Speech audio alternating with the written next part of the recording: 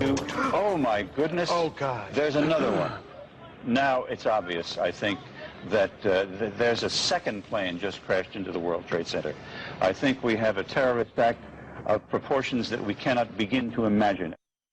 14 years ago today, America endured one of the darkest chapters in our nation's history.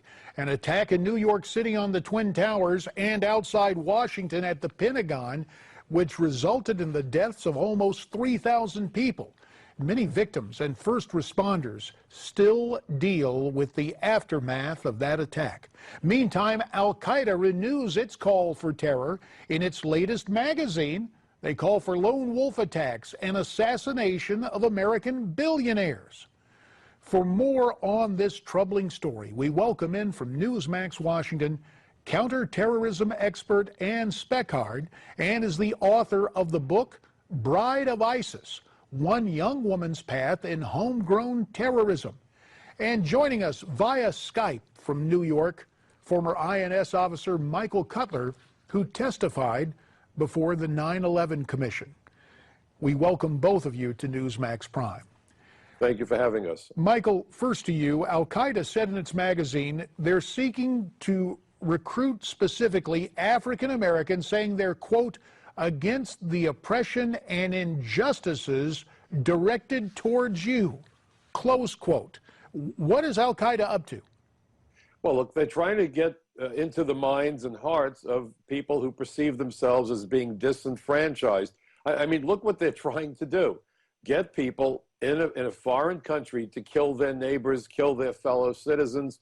Who better to go after than those people who think they have a gripe and perhaps find legitimacy in committing acts of violence within their home country. And we've seen these terror groups become very savvy in terms of social media. I know you wrote the book about a young woman being lured into this. Was she attracted via social media? Yes, she was. She was seduced into ISIS over the internet. She had a lover that was a Tunisian fighter in ISIS, and he proposed marriage to her. She also downloaded Anwar al-Awlaki. He's someone that has talked Americans and Europeans into the belief that as a Muslim, their duty, and this is completely false, their duty is to fight jihad, either to go to the battlefield or to bring the battlefield to them and attack at home. So Shannon Connolly downloaded jihadi manuals, guerrilla manuals from Al-Qaeda, and settled on doing a VIP attack inside Denver. Then she changed her mind when she fell in love with a Tunisian and decided to marry him and go to Syria. Thankfully, she let her father in on it, and he saw her one-way ticket. I call it the one-way ticket to hell. And he called the FBI, and she was stopped at the airport. She's sitting in prison now. Well, it is good to know that there was a safe ending for America in that story, Ann. But, Michael, there are chapters that have yet to be written. Specifically, we made reference to the latest Al-Qaeda magazine calling for attacks against American businessmen and billionaires. How seriously should those potential targets take that? I think they should take it seriously. I think we should all be taking it seriously. You know, the president is now calling for the admission of thousands of refugees. You know, I'm sympathetic to the plight of refugees. My grandmother, for whom I was named, was killed in the Holocaust. We're Jewish.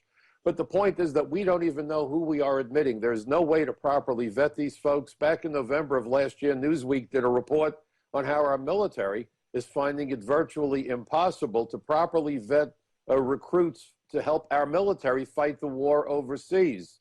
How in the world do we then vet people in our country in terms of the numbers that we have? And if you look at the 9/11 Commission report, it's a daunting task to be able to sort through all of this, because this was the key way for the terrorists to come here. Not so much running the borders, but coming through international airports, committing visa fraud, immigration fraud. I did a hearing about it 4.5 years before 9/11. And by the way, I just wrote an article for the Social Contract that went into great detail about the nexus between immigration failures and the threat of terrorism. And we have chronicled that before. And for lack of a better term, I guess we need to talk about what I'd call collective psychology. In the wake of 9/11, we were a nation united. Now, nearly a decade and a half later, we seem to be a nation divided.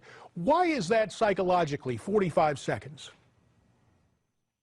I think it has something to do with we're all listening to different news and taking in different realities. I mean, back when I was a child, there was Walter Cronkite, and we were all listening to the same news and had the same reality.